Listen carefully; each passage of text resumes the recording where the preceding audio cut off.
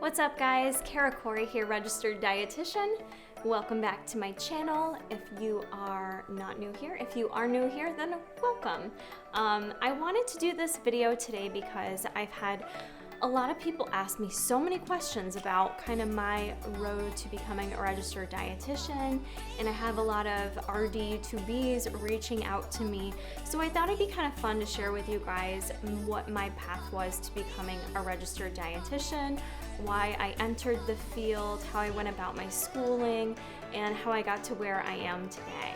So if you guys are interested in this, then please stay tuned, hit the like button. It does help the videos out when you guys do that. Subscribe, post notifications, all that good stuff, and let's dive right into my life. I am joined by Bruce Wayne down here in case you're wondering what this giant black situation is. It's my boy. So when I was in high school, I kind of went back and forth, you know, what I wanted to do with the rest of my life. And in hindsight, it's like, how do you know what you want to do with the rest of your life when you're like, you haven't even gone through puberty fully yet? You know what I mean? Like you're still just like trying to figure out so much. You don't even know who you are anymore. But I was always drawn to kind of human health services and just helping people in general. And so in home economics, when you had to pick a career path, I chose, you know, being a nurse. So at first I thought I was going to be a nurse. That's what I wanted to do. I just knew I wanted to like help people. I wasn't freaked out about working in a hospital or anything like that. And then as like time went on, it was senior year of high school. I still wasn't, you know, didn't have any defined plan. I was figuring out where I was going to go to college, if I was going to go to college, what I was going to do. And so I went to a couple job fairs. They had like a local job fair, and I just kind of walked around looking at different schools, what they had to offer. And at that point in my life, I thought I was going to go for fashion. Like I wanted to do something fashion related. I was so into clothes. I like got my first job at 14 just so I could have money to buy myself clothes from Express every week, because I was born ready to shop, you guys. So that was kind of my interest. But then after looking around, you know, I did also have an interest in nutrition. When I was in high school, I was very, I guess, like self-aware of my body, my eating habits. I worked out at a gym when I was in high school. Like I kind of had already started my love for fitness at a young age. And I also did a home and careers class, was it 11th or 12th grade? And it was a cooking nutrition class. And I loved it. I loved the cooking piece of things. I loved the food science part of it, learning about different ingredients and how they work together. I loved the nutrition aspect of it too. So that was like in the back of my mind, but at the time I didn't really know that could be a career until I started, you know, looking at colleges at this college fair, and I found a college that did offer a 2-year program in nutrition, and I saw that it had a transfer option to go on for further schooling if you wanted to. But I knew out of high school that I wanted to do a community college. Say what you want about it, but guess what? When you're done school and you don't have as many school loans to pay, it's not that big of a thing, you know? I just felt like in high school, people just wanted to brag about what college they got into. And like in the real world, no one cares. You know, I tell people I graduated from Syracuse University, but I'm also very proud that I'm a graduate from SUNY Morrisville. It was an excellent school. It allowed me the flexibility I wanted to have entering college. That's probably a whole separate video, so I won't tangent too far. But the point is, I found this college at the job fair and saw that it offered this nutrition program. So my dad and I visited it. We spoke to the nutrition director for probably like 2 hours. And she just had such a love for it. And I could tell, like, it just got me excited. It got me excited to learn. And I wasn't the most, I don't know. I didn't do bad in school. I did very well when I wanted to apply myself. I guess that's what I should say. I was someone that didn't really want to apply myself. So to find something like nutrition that got me excited, that got me wanting to learn and apply myself at such a young age, it felt really exciting, and I kind of knew that that was my fit, and I had it all planned out, you know. And I know life plans don't always work, but I had it all planned out. I remember telling my then manager at the movie theater at the time, I'm gonna go to SUNY Morrisville for 2 years, and then I'm gonna transfer to Syracuse University, get my bachelor's, become a registered dietitian, and that'll be it. And he's like, well, good luck with that. Life doesn't always work out that way. And it did for me. I went to SUNY Morrisville after high school, and I loved it. For me, it was the perfect way to find out if I was meant to be a dietitian, and here's why. It was a very intense program because it was a dietetic technician program. So what that meant was after 2 years, I could sit and take my exam to become a dietetic technician. Now, in 2019, we're almost in 2020, I don't think many places utilize diet techs anymore, which I think is really unfortunate for the field and just for facilities in general, because diet techs know so much and can assist the RDs in so many different ways. But that was the path I took, and it was great because in those first 2 years, I wasn't just sitting in a bunch of general ed classes. I was taking, community nutrition. I was taking food science. I was learning about how to calculate tube feedings, and there was an internship component to that as well that was built in.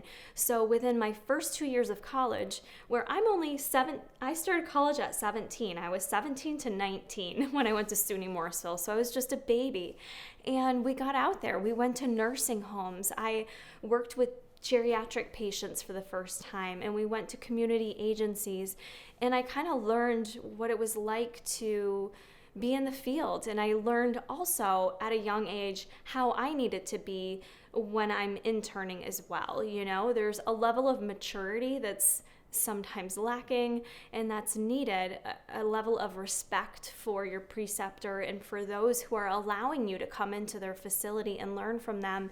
And I was very fortunate that I've always had a really good, I think, outlook on things. I always try to see the best in any scenario. So I went into all those rotations and just took whatever I could from it. I remember working at Meals on Wheels as part of the internship in that first 2 years. And I remember the Meals on Wheels director pulling me in and just saying, I just wasn't showing enough confidence in what I was doing, and that, she knew I had more in me and I was capable of more with my skill set, but she wasn't seeing it. I was just showing a lack of confidence. And that was hard. That was hard to hear at 18 years old, but it was also great feedback. It was nice to have someone be honest with me and give me that feedback and take the time to help me develop as an aspiring dietitian. So those first 2 years were everything. Those first 2 years showed me if I wanted to be a dietitian or not. And most RD programs, you're in school the first 2 years and you're not getting a feel yet whether or not you want to be a dietitian, because you're not doing any classes really related to it. You're doing all your prerequisites. You're not doing anything really related to that topic yet, or actually going out there and practicing it yet. And I got to do that my first year in college. My first and second year, felt like it was jumping in, but it showed me that it was the right place for me. And so after I finished SUNY Morrisville, I graduated there with my 2-year degree. I could have sat as a diet tech. I chose not to because I knew I wanted to become a registered dietitian. I wanted the RD credential. That's what I wanted to do. And I was very fortunate that I was able to transfer into Syracuse University. And so I started there, and there was a little bit of a transition there because just the differences, I would say, and who I was going to school with, it was just a different vibe. I lived off campus. Again, I'm tangenting, but it was hard being someone that lived off campus. I had to work jobs, I had to work 3 jobs during college to pay my way through. Jason and I lived together, so I just wasn't a typical student. I didn't live in the dorms. My mom and dad helped me as much as they could. Bless them. My dad worked a ton of overtime. He was able to help me pay for things. I mean, I'm so appreciative for how they helped me during college, but I felt different. I wasn't there the first 2 years with the other students, so I was the transfer girl. But I did transfer there into their coordinated program, which I'm not sure if colleges still offer a coordinated dietetics program. I personally love it and would recommend it for those of you looking to go into the field. It is harder in the aspect that you have the same expectations with all your coursework you have to complete, but then your internship is built into your schooling. So normally your internship is something separate that you have to apply for, get accepted into. It's not free. It's almost a full year you have to pay for. Whereas the coordinated program, it combines the internship into your schooling. So there's no additional cost there. But you do have to be able to complete all your schoolwork, those few years, in addition to the internship hours that are built in. So my junior year in college, there was some internship built in. It was nothing intense. And senior year was really the intense year where I was taking classes basically at night and doing it was 32 hours at the time. The internship requirement for hours has increased to 1,200. I believe it was 900 when I graduated. So we did 32-hour weeks. So Tuesday through Friday, I would be at my rotation. And then Mondays I was in class all day, then usually like Wednesday, Thursday I was in classes. So it was a lot at once. You really did have to be someone that saw yourself going into this field. And I forgot to mention at the beginning, but one of the other things that got me interested in the field, other than just like my interest in nutrition and cooking and fitness and stuff, was I knew within my own family we had health issues. I knew my mom's mom, I feel like, died at a fairly young age related to heart disease, and that there was just history of obesity in my family and diabetes and high blood pressure. And so kind of knowing all those things made me feel like at that time, at that young age, I wanted to learn more about how I could help others with their health and just live a longer, healthier lifestyle. And it's so cool that like to be here almost 20 years later, having that same mission, and still wanting to be on that same mission. It's just super cool. But I did find there was a lot of kids in that junior year that dropped out. They transferred majors. They realized nutrition wasn't it for them. And I feel like a lot of people who transferred out realized they didn't want to do the clinical piece of things. I think a lot of people get into this major because of what I said. I had a love for nutrition and fitness.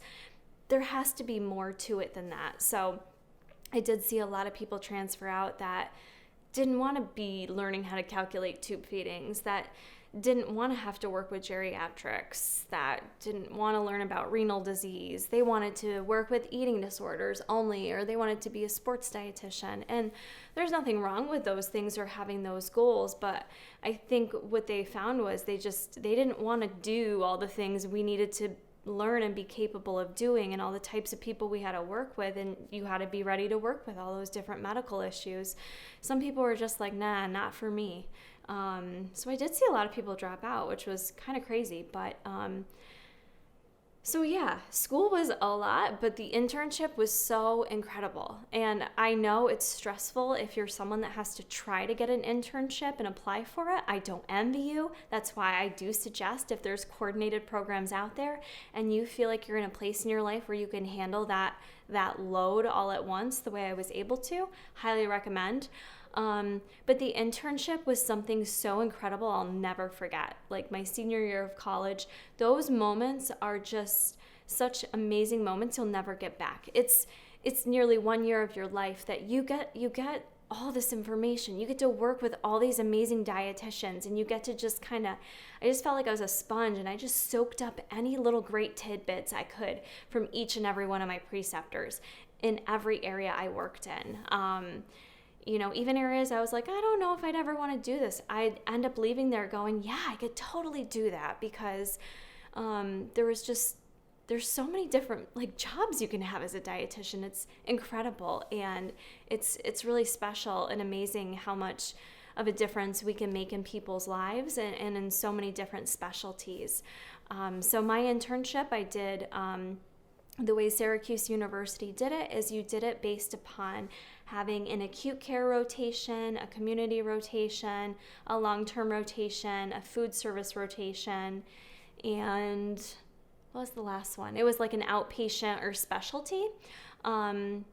And it's funny that where I work now and have worked for 12 years, I wanted to intern there, but I ended up, instead of going there, I did Joslin Diabetes Center. But it's funny that I ended up in my career here at Hutchings Psychiatric Center. But I worked at the Joslin Diabetes Center. That was really eye-opening, or intern there, I should say. That was really, really cool. We worked with type 1 and type 2 diabetics. We did teaching classes for the little kids who had just learned they were diabetics, insulin pump ratios, and education based on that, and how to dose your insulin. Super cool. That was something I also wanted to specialize in. Had I continued my career more clinically focused, I wanted to become a certified diabetes educator, because I really find diabetes fascinating.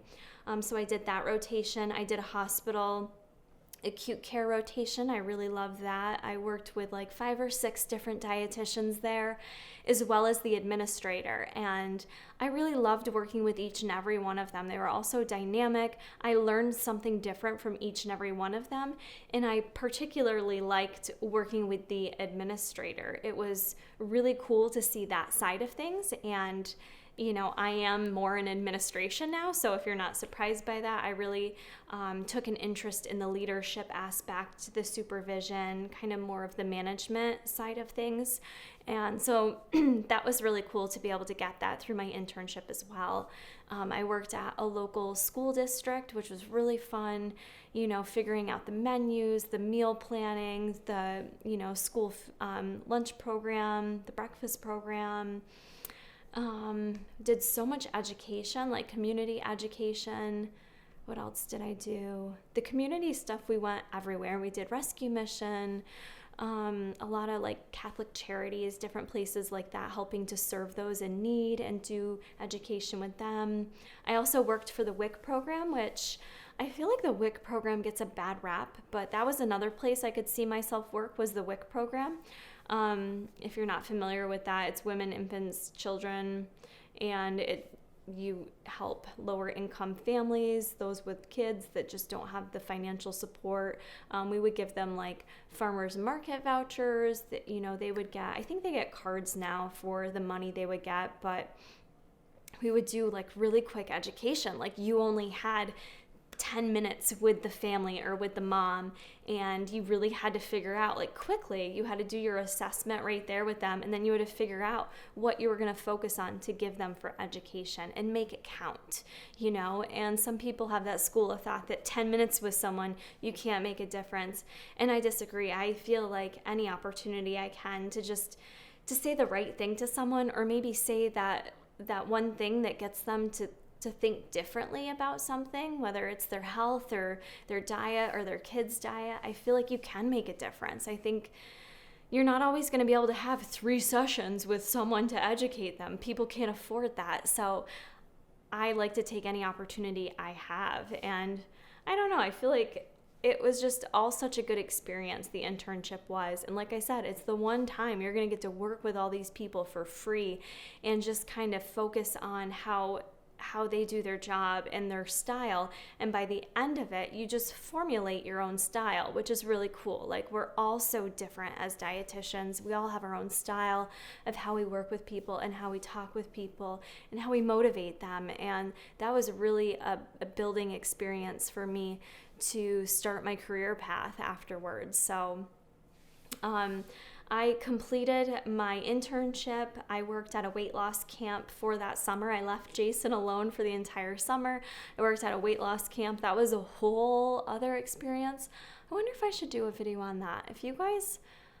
I have some really weird experiences from that camp, and not great things to say necessarily, so I don't usually do those types of videos, but if that's any interest to you, then let me know. I could do a separate video on that. But yeah, after that, I ended up deciding I was going to go to grad school because one of my professors offered me essentially a free ride. I was offered an assistantship. It was a split assistantship. So I worked with one of my professors I helped her with some of her research for college-age students and their nutrition choices. So I got to help her with a lot of that, which was a really good experience. I also helped her manage like a separate group that we called Orange Wrap, and I was kind of the coordinator coordinator for it, so that also kind of helped me hone in on some of my leadership skills. And then I also, for the other 10 hours of my assistantship, I worked with the internship director and loved that. That was so much fun. And so I got essentially almost a free ride for my master's degree, if you will. I did take out some student loans, but I wouldn't have normally done this myself or advised someone to do their master's in nutrition science at the same college after completing their degree there, because there honestly weren't a lot of master's level courses I could take for nutrition science. I did take the ones I could. I took all of them, and then with the additional credits I needed, I started doing more exercise science. So I did a lot of exercise science classes at the master's level, which you can see where this all fits in perfect with who I am now and what I've done in my career. So it was a great opportunity. It allowed me to, I think, continue to increase my confidence as a professional, as a new professional in the field. And I think I needed those 2 years still in school to continue to mature as a woman, as a person, before entering the workplace. And that switch to a 9-to-5 hustle Monday through Friday is an eye-opener. So I feel like having those 2 extra years in grad school was really needed for me. I don't know that I would have done as well as I did entering the workforce had I not have done that. So it's really kind of cool how that all worked out, because I did not plan on going to grad school. I think I did take the is it the GMATs that you have to take? I forgot. I took them just to, my friends were taking them. They were going to grad school, but I wasn't really planning on it, So I don't know. Life has a funny way of working out, and I feel like, doing my 2-year degree, I finished my 4-year, then did my master's. It all really got me prepared for where I am now. And then I entered psychiatric. I had a lot of other work experience mixed in there too. I did a lot at long-term care facilities. I love working with geriatrics. So I worked at a lot of different nursing homes while I was in college in my graduate degree after I had completed my RD. It was a great way for me to get experience and also see what the right fit was for me. I guess the other thing I want to say about all this with becoming a dietitian is, as I mentioned before, I would never say I'm not smart or intelligent. That's not the case. But, I wasn't willing to apply myself at certain times in life. But in college, I really did apply myself. And I did it on top of managing a relationship and friendships and working jobs. And none of it came easy to me, you guys. I just don't feel like I'm not that person that you hear something once and I get it and then I remember it forever. I was someone in college that I had to reread things and read it again and read it a third time. And then I had to write it down on an index card and really say it to myself over and over again. I was that girl in the library studying with her index cards for hours upon hours. It was the only way for me to grasp it. I wasn't, sometimes I just had to memorize it to do well on a test, I'll be honest with you. But learning those things, learning the Krebs cycle and all that stuff, it was not easy. It wasn't easy. It didn't come natural to me. I had to study my balls off, and I did do very well, and I was really proud of myself that I was able to manage all that. But it's not an easy degree to get. It takes a lot of time. It is a lot of science. And I feel like science, I wasn't a natural at. And I was so thankful and fortunate that I had good professors, because professors make all the difference, right? If you've been through college or schooling of any sort, you know this. And I was so fortunate that my professors who taught metabolism and vitamins and minerals, and what else did she teach? Biochemistry. She was so passionate. She was like this little science nerd, and she would just get so giddy talking about mitochondria, and you couldn't help but get excited with her. And she would explain it in a way where you understood it.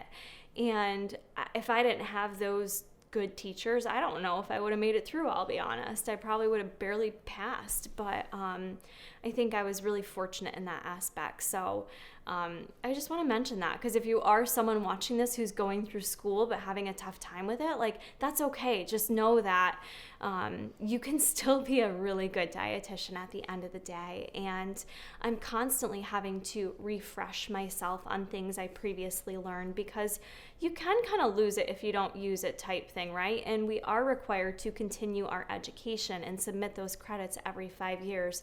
So it makes sense to kind of hone in on what your 5-year plan is and do credits and continuing ed that meet that need and help you to continue to grow as a dietitian in the field.